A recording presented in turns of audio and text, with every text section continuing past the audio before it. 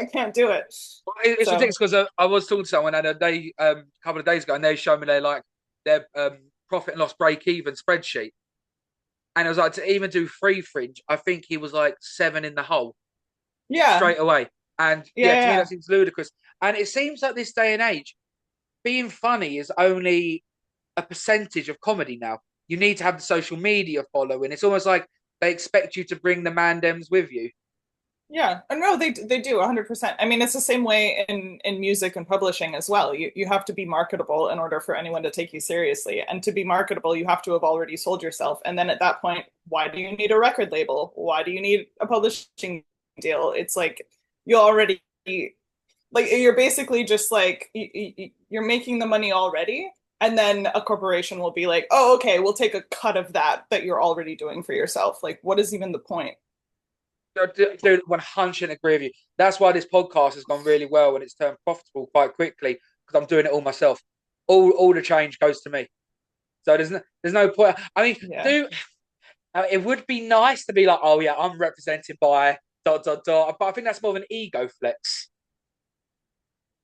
Yeah, it's a bit of a clout thing, but I also think, it's well, okay, so a little bit of a correction. I feel like with a lot of these things also a way to get around already being marketable is to just be wealthy already.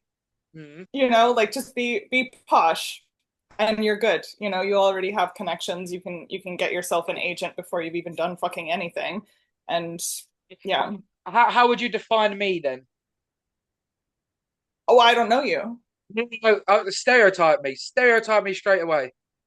Am I posh or working class? Uh I would say working class probably. I don't Yeah, know. I'm bad at accents, so I uh, can't just I clock am. you, Don't worry, I am working class. I am working class, but I've worked all my life, and worked hard, started businesses. So yeah, that twang I already know, but you don't sound British. Where are we Oh, from? really? US. Whereabouts? Oh, A lot of it. a lot of it. What am I going to say? West Coast. Okay. That's as far as my geography goes in America, to be honest. It's pretty good. It's pretty good. That's usually, yeah, that's usually what I say if people beg me to be more specific. I'm not. I'm not going to beg to be specific. I'm just going to say I won, and I got it right. West Coast, and I will take my victory lap. Hello, guys. Welcome to another episode of Sit Down for Stand Up. I have with me today Alessandor Ernst. Is it Ernst or Ernest? Earnest. It does have that extra E in there for a Extra. reason. Yeah. What do you find? English people butcher the language. Like we'll just chuck vowels in the middle of any sentence, any word. Uh, don't know about that. Although I'm not French, so I, can't really be a judge of that. I think people struggle more with Alessandor than they do with Ernest. Although British people definitely struggle with earnestness. Wow. Earnestness. That's it. Yeah. Earnestness. Ernest. Oh, fuck it. Brilliant. Yeah, comedian from America in the West Coast. So, with my knack for these picking up of the languages, and yeah, we're now in filming in London. Is that correct? And all over. Sort of. I've never performed in the US though, so it's sort of inappropriate maybe to label me as an American comedian a little bit. American slash comedy in England. Sure. We'll go with that one. Okay. So, how long have we? I always start off sort of the same way. Um, how did we get into comedy? Why did we get into comedy? And when did we get into comedy? I was tricked.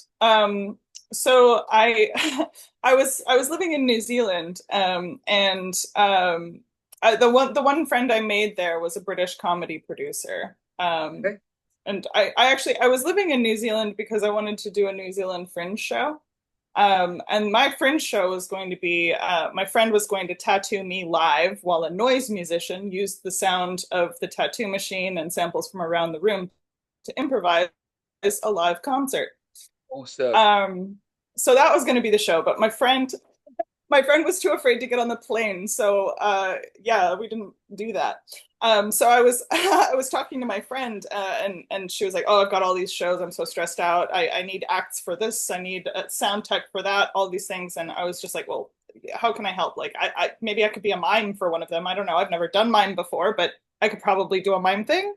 And she was like, "Actually, tonight we've had a lot of dropouts. You're doing stand-up comedy. See you in 3 hours." So I had 3 hours to write and memorize a set. And I went and I did it. I didn't know how to hold a microphone. I was waving it around like I was conducting a fucking orchestra. Wow. But the front row could hear me and they loved it.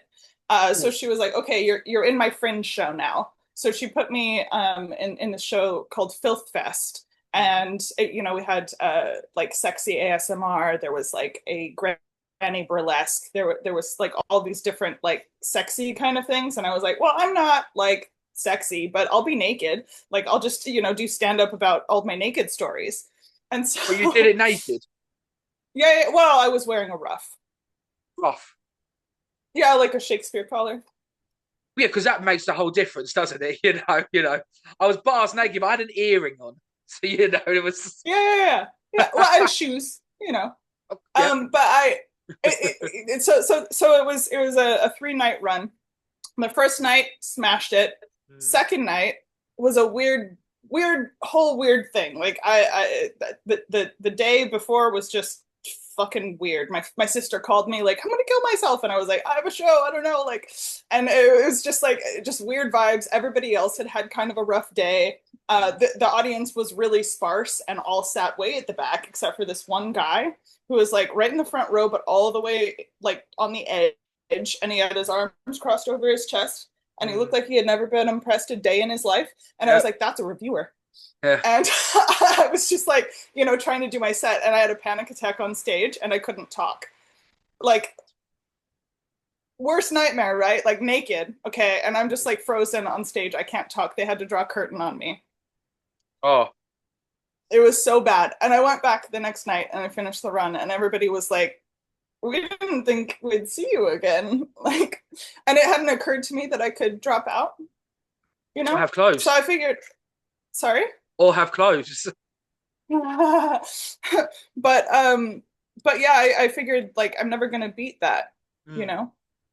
It is nice to have a bad moment early on and decide I still love doing this. I'm still going to continue doing it because Oh yeah, no, I don't think I ever loved doing it. Like it took me a while to like think that I actually enjoyed that. I used to have anxious diarrhea every time I'd get on stage. But well, not on stage, it would just be it's all right. I, anyway. I I still have my pre-performance poo every gig. So 10 minutes directly before on, you'll find me in the toilet. So Well, you know what? My bowels are doing so much better these days. always silver lining. And so when did you move over to the UK?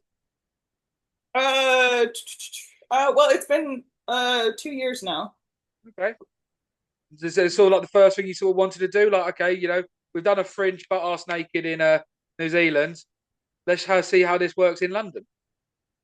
Well, I lived in Berlin first. Yeah, New Right. Zealand, then Berlin, then I came here. I well, I was trying to do stand up in Berlin as well, but I don't have a German passport, but I do have a British passport. So when I ran out of money, I was like, I think I know where to go, London. Um, One of the most expensive places in the world, and I've run out of money.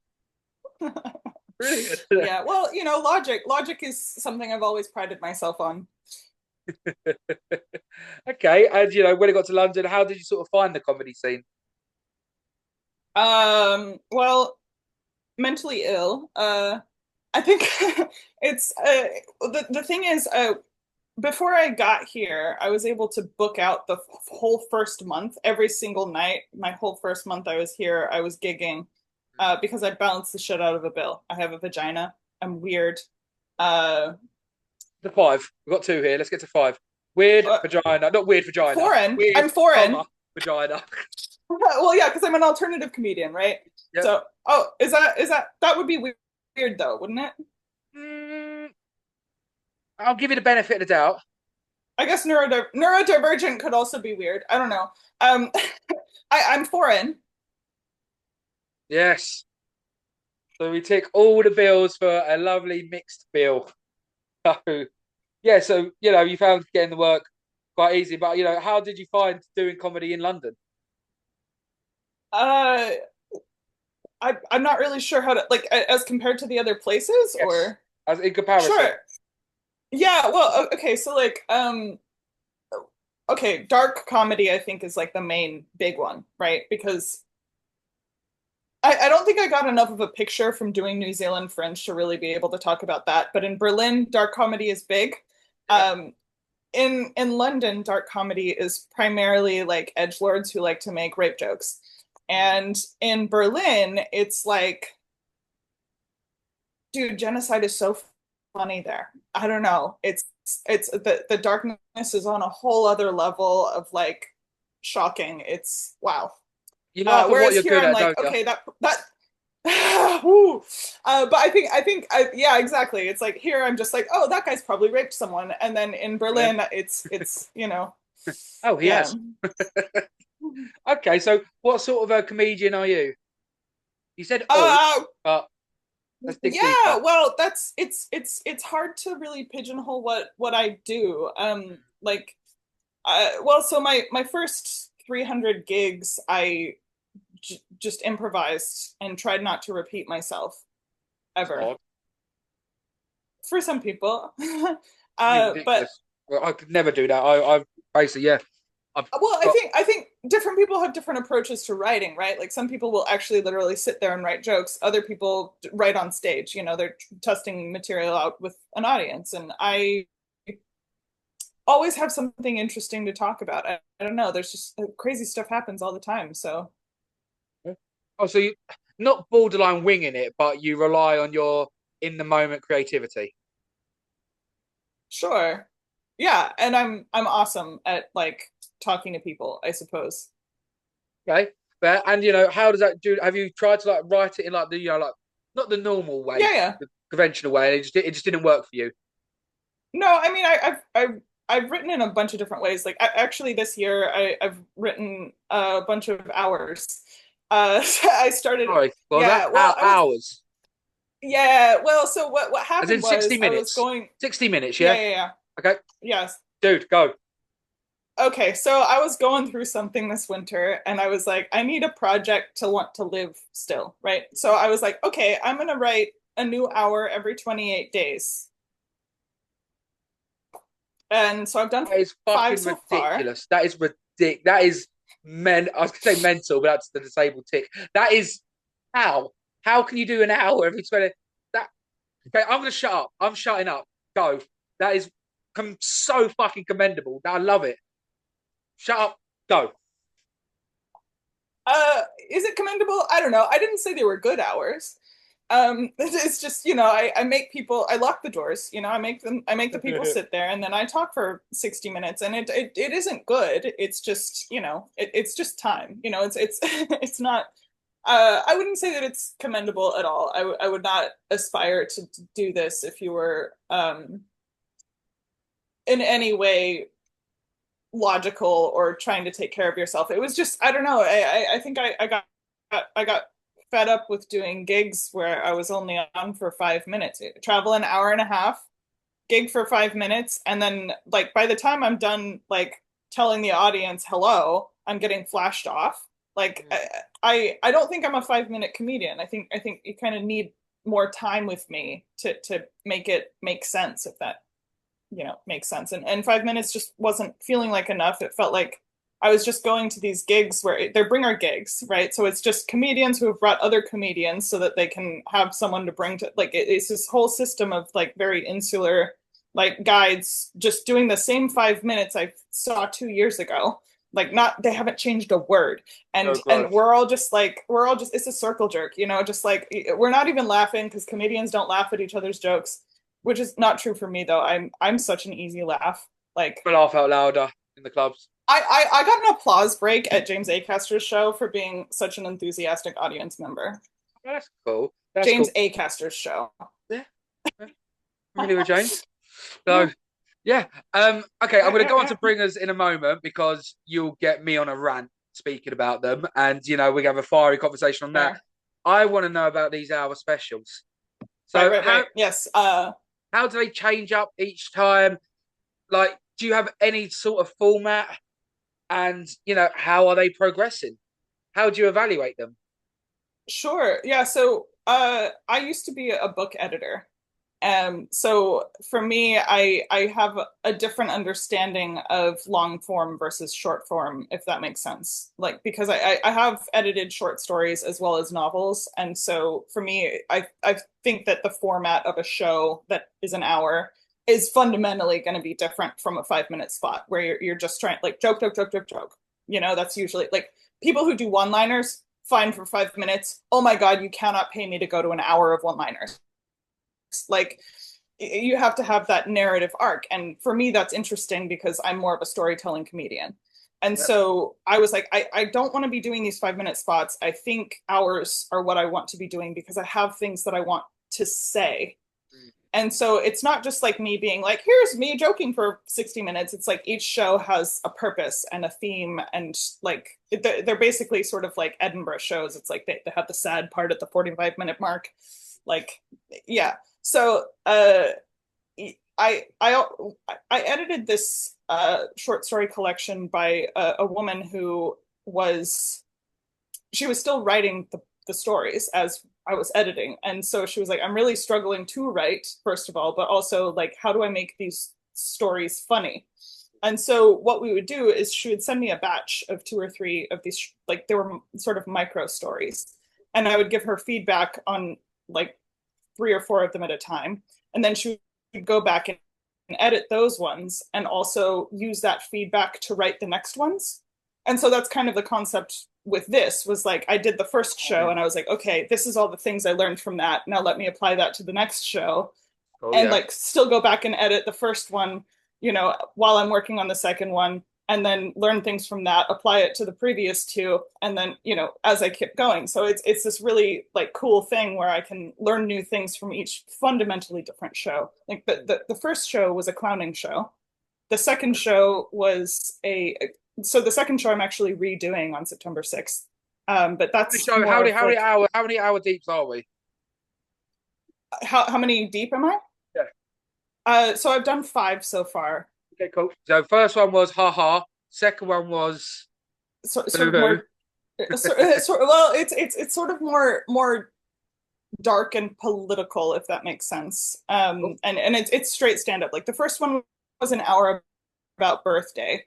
I found out that I could play Happy Birthday by slapping myself in the face, and I thought, there's an hour in this. And so I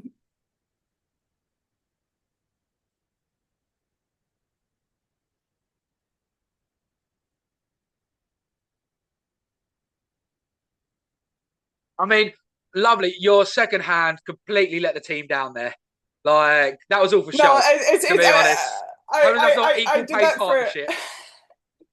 I did that for a friend, and they were like, "Oh wow, that's like vaguely threatening that the one is there." Sometimes I use it, sometimes I don't. I don't know, but but yeah, I also used to take the stage like playing Happy Birthday on the kazoo, and then the audience would sing along, and I'd be like, "Haha, it's no one's birthday." I don't know. It's just a good gimmick to get people kind of on board. I used to be a street performer as well, and I just like the show was like all these sort of clowny bits with lots of silly instruments, and like there were goodie bags for all of the people in attendance. I made everyone blow up balloons. It was all this like very like interactive, clowny, like fun, haha, silly props, blah, colorful thing. And then the second one was just straight stand up with like, black box theater, just like stand up lighting, a stool and microphone. That's it. And it's like so that show's called Independently Wealthy, and it is about homelessness. And it's well, it's sort of more. It's the story of like being um, essentially just like a child of a parent who never paid bills and slept in a parking garage, and like just I grew up with a very in a very fucked up environment, and like now I wear silk every day. And so it's like this story of how I kind of would be the best person to have on your team in case of an apocalypse because I can survive fucking anything.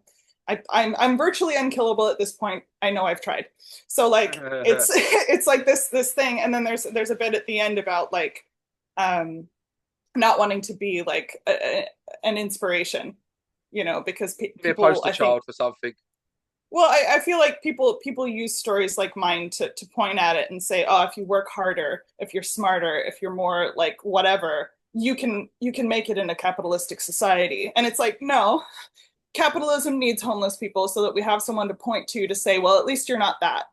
Keep working, you fucking pig. Like Work it's awful. work hard, apply yourself, and nepotism.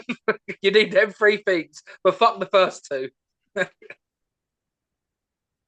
Yeah. So I wrote this show kind of in response to like all of the discussion going on around PIP and like tightening the requirements for PIP and universal credit and all of these benefits for disabled people because that severely affects me. I have a connective tissue disorder, so I have chronic pain and fatigue, and like it's just like horrific health issues that make it really difficult for me to hold any kind of job.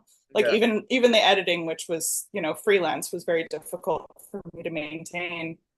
So I also talk about a little bit in there about disabled privilege and how it's a bit similar to someone with generational wealth because I don't have to like the show is called Independently Wealthy because I don't have to I think the privilege is the same in that I have this creative freedom to make all of these shows, for example, that like people who have a full-time job absolutely couldn't write 8 hours Don't in have a the time. year. Yeah. You know what I mean?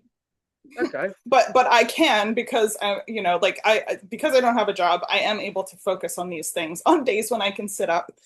So it's like, yeah, it's this it's a very like there's a lot of anger in this show, I think, but it's got some silly bits, and I don't know, it's an important show, and so I'm doing it again on September 6th because I've developed it a bit further, and I want to make a sorry, I'm filming it to submit to Soho Theatre.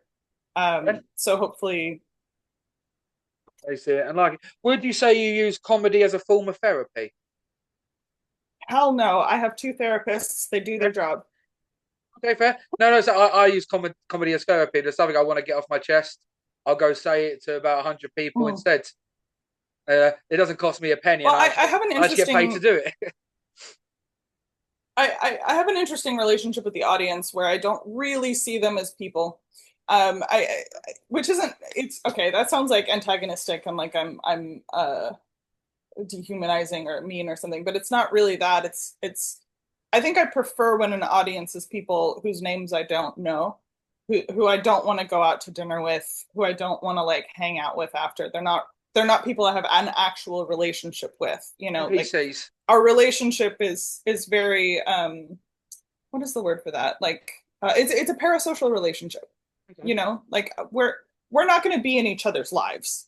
Hmm. I'm on the stage with a microphone. That's a very different power dynamic, I think, than in a friendship or so I feel like with that understanding, you have to have a certain level of respect for them. That's not, I have a lot of ideas about like, what's okay to do to an audience. And one of the reasons that I started doing hours is because with all of my health issues and like, mental health issues as well, I don't feel right taking the stage at a mixed bill where I only have 5 minutes and I'm like, scrambled. Like last year at my one of my well the tattoo artist actually from what was supposed to be my friend's show died, and Oh she shit. was Okay. one of my oldest and closest friends, and so that really fucked me up for a very long time, and I really struggled to perform because I didn't feel like even if I took the stage to rant about Jaffa cakes because fuck Jaffa cakes, they would feel it, they would know like that I wasn't okay, and that's not okay to do to like the rest of the people on the bill. That's not okay to do to an audience. And I felt like I think you can tell an audience where you're at, Mm. and be like, okay, I'm not doing great tonight, but I'll make it up to you. Like, if you have time. But in Yeah. 5 minutes, by the time I'm done telling them that I'm fucked up, like I'm being flashed and it's like, Yeah, I so get that. it, Five it five just minutes felt is like not I needed to, 5 minutes is not long enough to it's get your nothing. story across. Completely agree. And the problem is with London, it's so saturated right now that like the bringer spots are really. I personally think they are taking advantage of new comedians just trying to get stage time, and it's a devil industry. And yeah, I condone it all the way. I don't think they're taking advantage. I think the main problem actually is like we still use language as if the comedy scene is what it was 10 years ago. Like people say the circuit, and they're talking about bringer open mics run by newbie comedians who are trying to raise their own profile. It's like that's not the circuit. The circuit is club gigs that pay. And club gigs that pay, especially after the pandemic, like where is the circuit? What is that? It's not like, the progression isn't a thing if you're only performing two other comedians in like the basement of a pub. Those aren't real gigs. And they're all new act, new material because it's like they're made for people who are just starting comedy. And it seems like that's most of the scene is people who are just trying it out for a little bit and maybe they'll be here for a year and then they stop and What but what I but then sort of if what I you mean by that, and let me elaborate. If mm, if you want to be a bringer gig, you've got to call yourself an open mic. You can't call yourself a comedy store and you can't charge people to come in. That's where I draw the line. So open mic, fair enough. We're running it. We're not charging anything. So it'd be nice if you brought a couple of mates, they could buy a beer, help the venue out. No problem with that. Crack on. But the second you say we are a comedy club, we're doing this, but you've got to bring people with you, then that's what I have a problem with. I have a problem with those gigs that make you pay to perform. The fuck is that? I hope Oh, that I've that not doesn't seen them in rise London. more. Like, Not oh seen no, them. you Yeah. surely you have the Cav. No, I've not seen them in London. But then Oh. I had an Excel sheet when I started out, and I deleted every single bringer place. I was like, you know what? I'm not even gonna do it. Like, they can go fuck themselves. They don't get the beauty of seeing me do my art. That's how I see it. They're not lucky enough to watch me. There are gigs, and I think they are maybe. I hope I'm wrong. It seems like they're on the rise where they'll charge you to perform. It's very American-y, Um, isn't it? 'Cause I know they do that quite a lot in New York. Like, I don't know because I never did comedy in the U.S. well, But from what I've been told by like I got comedians all over. Yeah, that's what I've been told. It's very like pay 5 minutes for your 5 minute spot, and I think that's or $5. I think that's ludicrous. And like once again, I I think refuse, that's and capitalizing. they require bringers as well. Like Yeah, the reason I know about this is because if I have a friend who I want to support, like I'll be a bringer for them. I like watching comedy. I'm a dead easy laugh. If you want to do well at a competition, bring me. Like that's I kind of I've been told that I set the tone, and people follow my laughter. I sort of lead the audience to laugh more. I honestly I have a bit actually about I think I'm going to be famous for being an audience member before I become famous uh, for doing comedy. cool. I've genuinely been recognized in the street by comedians that I've seen at Soho Theater who are like who recognize me from their front row.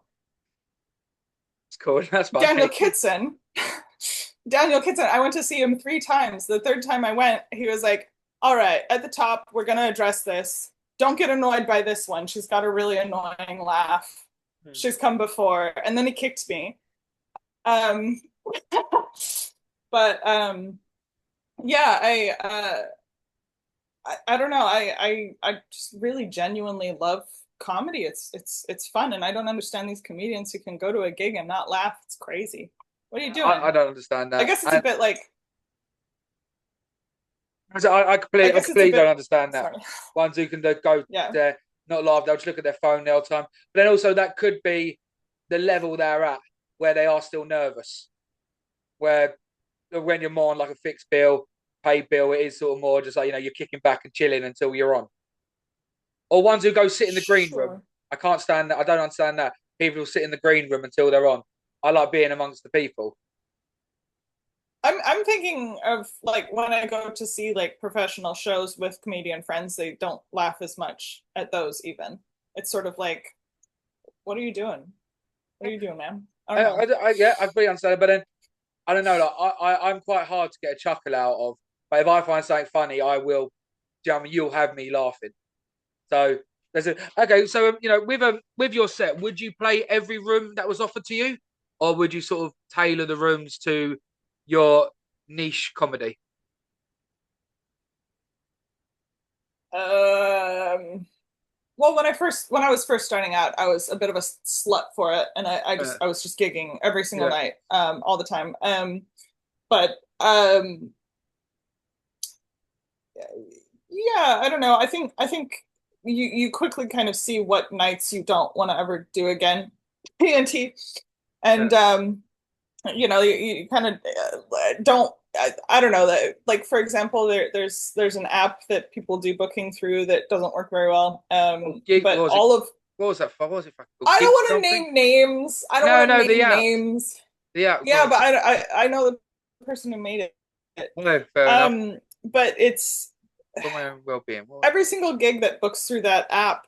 Oh, gig and go. Yeah. Also, it just seems to they just seem to be like fine with booking these sort of edge lords that definitely raped someone. It's like I don't have time for that. I don't need to like be nervous about going on stage and then like hear someone absolutely murder the audience Mm. like, and then I have to go up and like play my fucking kazoo. It's like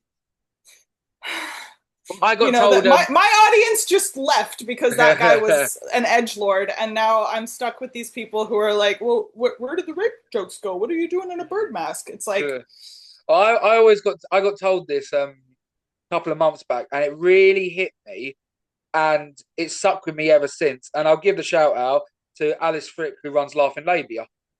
It's an all women place, and I never considered this in my life. But if there's a woman on the bill with me, say after me, I will never do like a dating app joke or oh my ex is a bitch joke, because then it subtly undermines women, so they'll have a false pretense if a female's on next. And I was yeah, so unaware of that, and that's really stuck with me.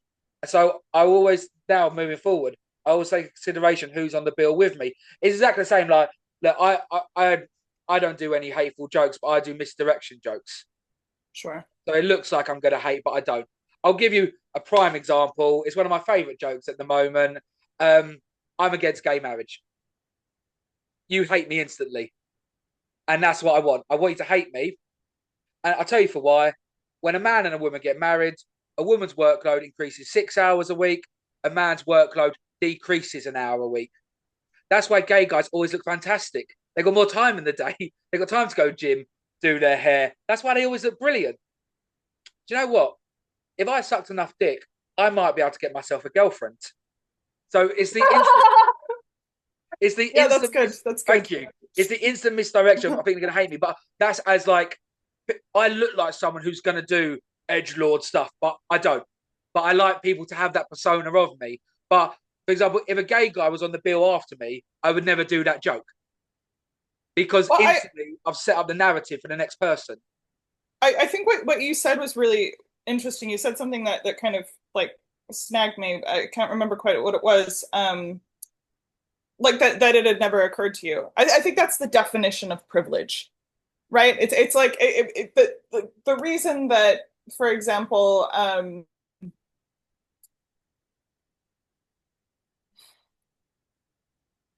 I was sat around a table with some male comedians, and they were talking about a particular guy on the scene. Not going to name names. Who he's got restraining orders against him from other Oh, female comedians. There's like court cases, all these things that I've heard about.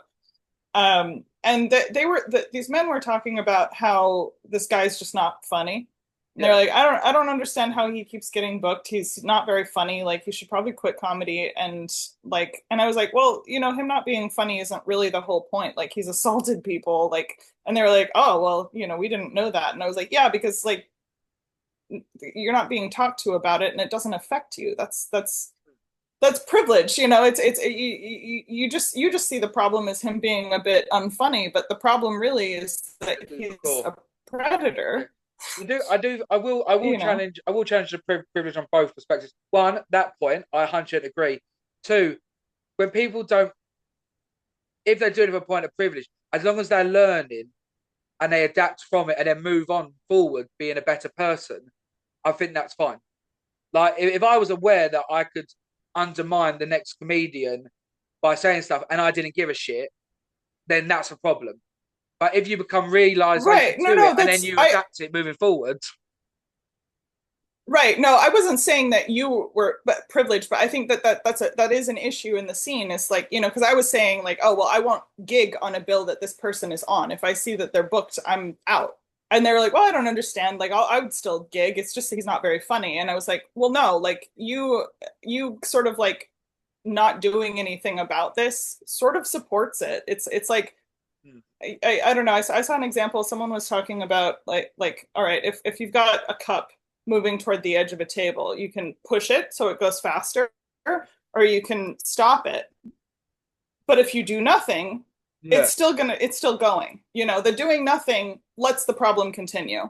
You either stop it or you make it go faster or you let it happen without like helping it. It's and I No, guess it's the I same feel thing that. with like the the protesting genocide stuff. If you're not protesting it, you're just letting it happen.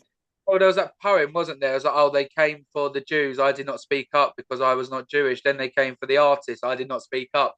Then they eventually came for me. There was no one to speak up for me.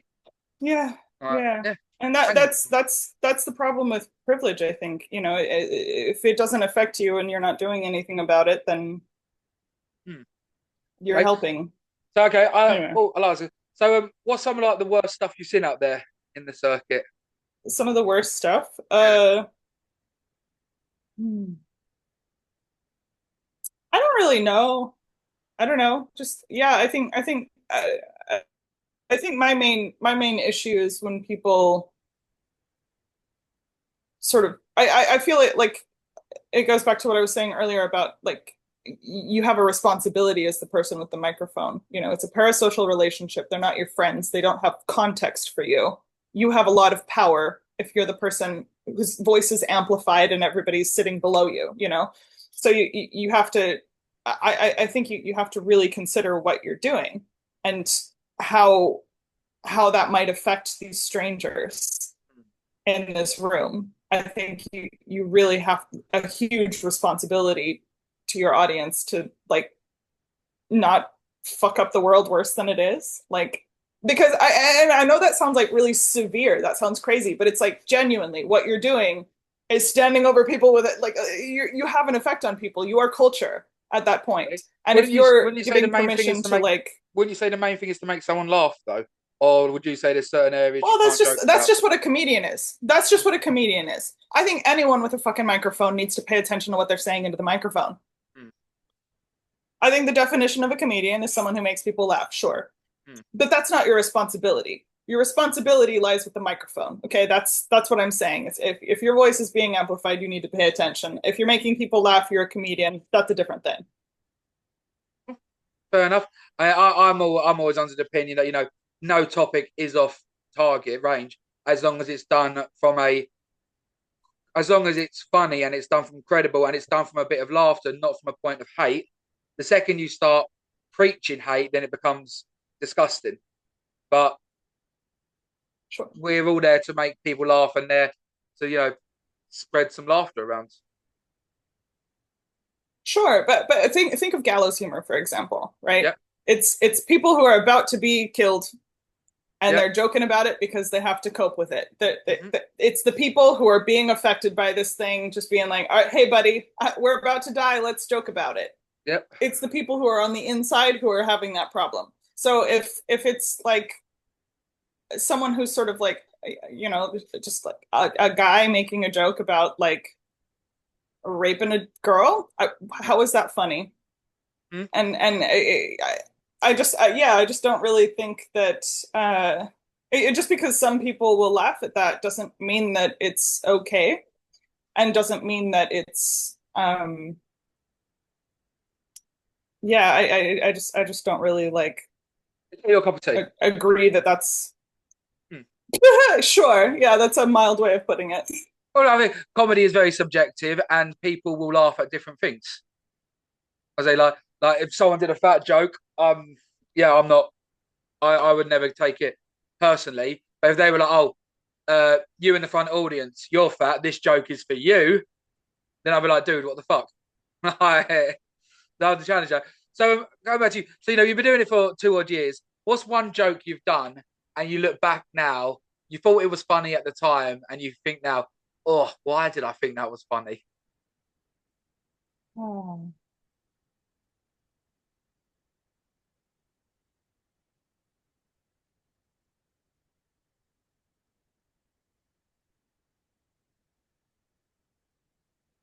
I can't. I really honestly can't think of any.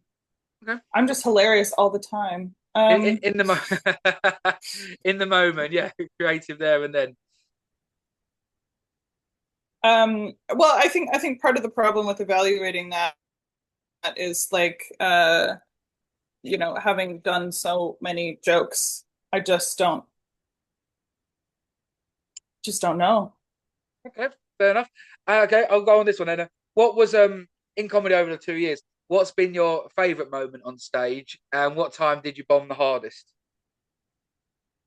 Well, the time I bombed the hardest was the one I already told you about. Yep, cool. Yep, Can't beat being that. naked on stage, second Um, time, New Zealand, draw mic. Yep. And what's been your favourite moment on the stage where you've sort of, just like been, it could be off stage as well, but being in the comedy world in general, your favourite moment?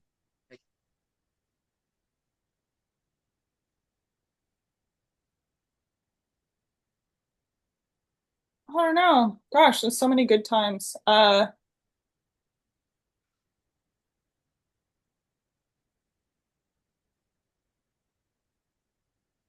don't know. I mean, I guess it was a pretty good highlight.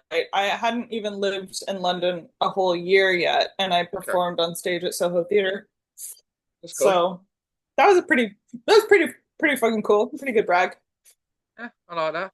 I'll tell you my favourite was I was doing Covent Gardens closing, and there was a moment, uh, and just before the punchline, I did a little nugget, and I had a 5 second laughter, and then an applause, and I was waiting there for 10 seconds. I was like, they don't know what's coming their way.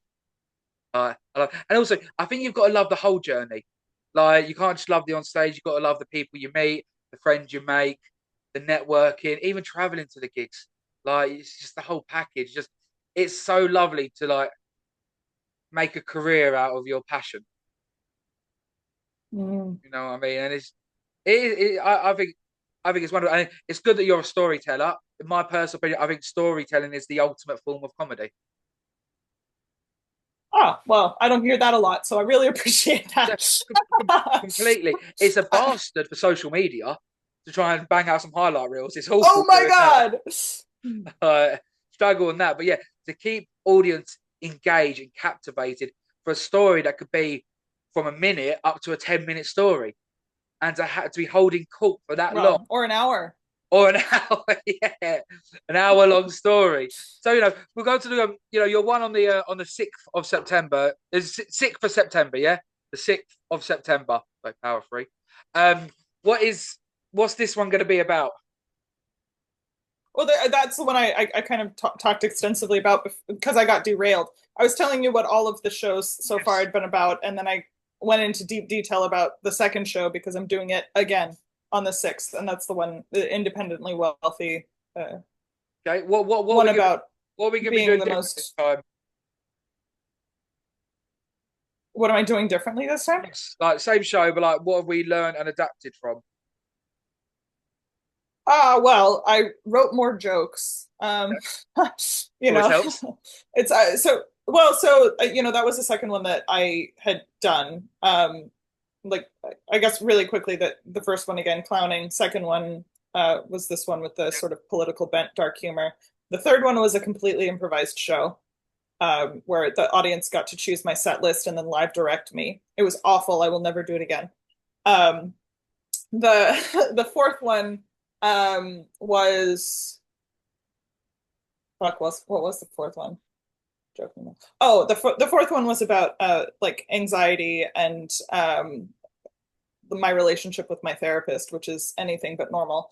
Um, and the fifth one was not even funny. I think that one was more of a one woman show, to be honest. And it was about a really crazy acid trip, but also about like how I feel about the world ending. Um, so it's yeah, I think using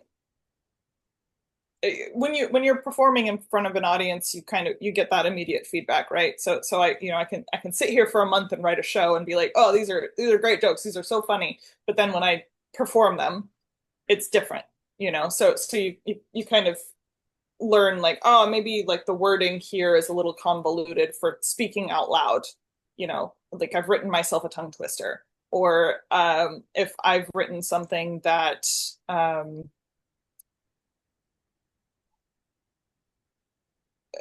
sometimes there's like a difference between something that would be funny if you read it in The Guardian and something that would be funny if you said it out loud to a room full of people, right? It's not quite the same kind of laugh. And if you're not achieving the kind of laugh that you're going for in the room, then you make adjustments for that. And you kind of have to, it's not always necessarily laughter that you're going for either. Like maybe I want an applause break here, but it didn't happen. How do I make it happen? So it's like you have to kind of figure out like, oh, all right, if I did this expecting this response, but I didn't get that response, what tweaks do I need to make to get there? And it's not always necessarily like, oh, this joke I wrote wasn't funny, because let's face it, most of them were. But it's like, if I want them on the edge of their seats, like eating out of the palm of my hand, like what things do I need to do either in the written content or in my performance itself to achieve that? And I think like two of the main things with this one of them is I'm going to be off book for it. I don't want to be reading notes because that nothing ruins the energy in a room like looking at notes. 1,000,000%. I've never taken notes on stage. I think it's better to bomb and Do admit an to the hour. public. Yeah. But it's better. I've done 25s. I think it's better to do it to the public. Just be honest with them. Being, oh shit, fuck, forgot where I was. I blame you. Like, do you know what I mean? Like, just it's better to make a moment of it than to be like, oh, 1 second. Also, when they get their phone out and doom scroll trying to find it, Oh God, fucking hate that. that's the I'd rather worst. That's the notes than a worst. phone. Do not take technology on stage. Yeah, It's not, yeah, it's better to be reading out of a notebook because that feels more in the moment, even though it's not. yeah, But even still, it's like, well, I mean, yeah, I think sometimes a lot of work in progress is they will have a script when mm, they're working on it because they're not off book, but they do want to hit the notes, and you only have a certain amount of time to book the theater and things like that. So you're not just going to be like sitting there waffling for 10 minutes until you remember where you were. You just yeah. can't. I've been there. And it is acceptable at work in progresses to like read off notes once in a while, but for this next one, I'm gonna make my best effort to be off book. But I think that the main thing that's going to be different is I realized that I can't stand just the chronic pain and fatigue Long, yeah. stuff. So that's going to be a really big thing to deal with because that also steps down the energy. It feels like story time, Yeah. so I have to figure out how to keep the energy in the room going while I'm not moving, so it's Yeah, but hand yeah, gestures can also create a lot of, motion creates emotion. Hand gestures, sure. do a bit sort of mic further away, really powerful passion in, but I do, yeah, 100% get that. Yeah, like, I like to tap dance across the stage sometimes, like, not theoretically, but, metaphorically, like, yeah. So, but, yeah, so what's your next one going to be then? Like, because, we're up to, is it six now, yeah? Five. So so I've done five, Yeah. and then I'm redoing the second one. Yeah, so I've kind of adjusted for the rest of the year because I set up this thing to be like every 28 days doing a new hour, and then my friend was like, okay, you've done five, and that's great, but like, do you have to do 10? Do you have to do all like the whole year? Do you have to? Yeah. And I was like, yes, but then I was like, actually, no, you're right. I probably should like, now that I'm in the thick of it and I have an idea of what this thing is, maybe I should like look at the rest of the shows. And I did actually have uh, seven more that I had been working on. Right. And I was like, okay, maybe I should prioritize the ones that are actually like important to me. Like for example, I had one that was just naked stories, and I was like, okay, this that's fun, but like, what's it about? And I want it to be about something. So I prioritized three other shows, and so and also I went to enter this festival at Soho Theater. So I was like, okay, so this one this month is going to be a redo of the second one because that was the strongest show. It's the one I'm most passionate about, and the one I most want to develop further. So I'd like to submit it to this festival at Soho Theater. I think it has a chance, and then hopefully that will be like, because I think that the main thing about that conversation I had with this friend was like, okay, maybe you could do 10 hours in a year, but what then? Like, what does it Yeah, what's do for next? you? Like, are you building audience? Are you going to get an agent? Are you going to, like, how is this helping your career in any way? And I was like, well, I could take it to Fringe and debut with 10 shows. And he was like, okay, that sounds really exhausting. And like, you're probably going to make 10 mediocre shows when you could like make one that's really good. Like, why don't you just do that? So, yeah. So for the rest of the year, I'm doing three more shows. One of them is about my dead friend. One of them is a play that I've written it's sort of like if John Waters did Grey Gardens. Okay. It's a toxic relationship between a mother and a daughter and two men dressed as leather pups. And it's convoluted and weird and very queer and Alternative chaotic comedy. and sorry. Alternative comedy. Well, no, it's a play, so it's like, yeah. I Alternative mean, play. it's funny, and I guess it's alternative, but it's probably a play. But it's like, yeah, it's very camp, but it's about the deteriorating relationship, and like the moment when too much abuse is too much abuse, and you just gotta leave. So that's called Dogmen, and we'll be doing a table reading for that at the end of September. Um, and then the third one is Sorry About the Mess, and it's a one woman show. It opens on a character who's like, oh my god, I didn't expect you to come over, would you like some lemonade? Oh my gosh, sorry about the mess. And the mess is her profusely bleeding from the abdomen, and she spends the whole time trying to clean up the mess and not really addressing that she's got a gut wound. Like, oh And yeah. so obviously that one's about British people not talking about their feelings. So Very yeah. British thing to not talk about your emotions. Right. Always found that's what we use the Yeah. stage for, to be honest. Right. Yeah. Yeah.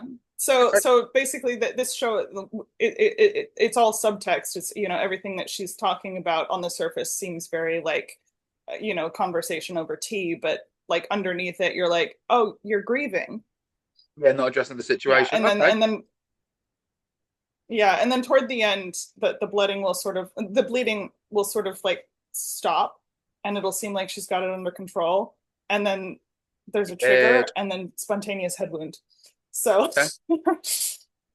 Yeah. I mean, yeah, yeah, I like the sound of that one. that might or might not, I don't know, but yeah. So that one will be. I think that'll probably be the final one I do this year. Mostly because I have to figure out how to keep someone bleeding for an hour. And like, let's face it, it'll probably be me, but I don't think I'm the right character for this. To be honest, I think it should eventually be someone else playing this character. But um, Okay. Probably can get someone to bleed for an yeah. hour. Right. The Well, I mean, idea. obviously, that like I'll probably like put bags of like fake blood and then have a sort of like valve that like pumps it out Yeah. at regular Can intervals. go on and off the But stage. basically, it needs to On and off like the go stage, get a everywhere cup of and be tea. on the stage. And Yeah. Right. no, I don't think she'll leave. I think I just need to figure out how to have enough blood to last an hour, and I maybe mean, like, just if she like had to pump get it the tea or slowly. if she had to get the biscuits, she can go off stage to get them and then quickly I know. reattach. Yeah, I know, but I don't know that that would be necessary I mean, because I know nothing about theatre. Nothing. Like, I know a bit, and I'll figure it out. Don't worry, I'll get it. But Oh, that's kind of the main thing is I do want to get the nuance right, and then I also yeah. want to get the tech right. So I think that'll be the last one.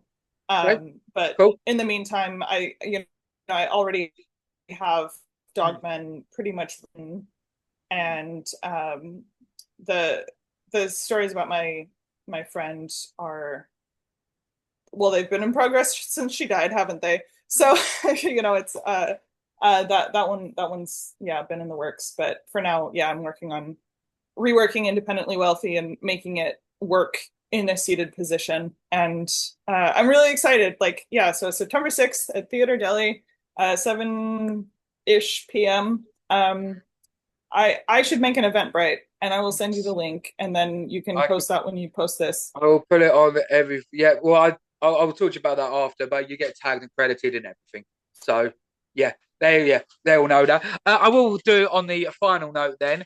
If you could give advice to somebody who's never done comedy before and they're thinking about getting into it, what advice would you give them? And you can't say just do it. Oh no, I wouldn't though. So I think if you're a woman who doesn't do stand-up comedy, I have so much more respect for you. I think, no, that's mostly me being facetious, but I think advice is for well, like, I would say probably don't use it for therapy. Oh, I would say don't do that. I think that's a bad way to approach it. I think well one of the main things that I've had to kind of work with because a lot of my stories have to do with like intense trauma. The audience has to know you're okay. So if you're using it as therapy, usually that means you're not okay with it yet and they can feel that. And so like for me, if I'm telling jokes about, suicide and I'm like not doing so well and they can tell, they're like worried about me and they don't find it funny or fun to watch that. So, responsibility with the microphone, but also if you're trying to make people laugh, be over it before you bring it to the stage. So you can't that's a can't good use it one. as therapy. Don't recommend. I like that. The idea of us, I use all my on stage to get all my troubles out, but try and make light of the controversies that are happening in my own life. Because yeah, but that's me. Dude, been fucking amazing to get you on. Thank you ever so much. And yeah, best of luck for the 6th of September. What venue was it again? Theater Deli, Theatre Delhi and half seven, did you say? Seven, half seven. half Theatre seven. Delhi, half seven on the 6th of September, yeah? Yes, yes. That is Okay. a Saturday. That is a Saturday, so there's no excuse, people. No excuse for anyone, not even people coming back from Edinburgh. Yeah. As well, what am I doing that day? You might be seeing me then. Oh, I'll swing by. Come. I'll swing by. Go on, dude. Much love. Thank you ever so much for coming on. Yeah, thank you so much. It was an immense pleasure. Me too. Thank you ever so much. Bye. Cheers, guys. Cheers.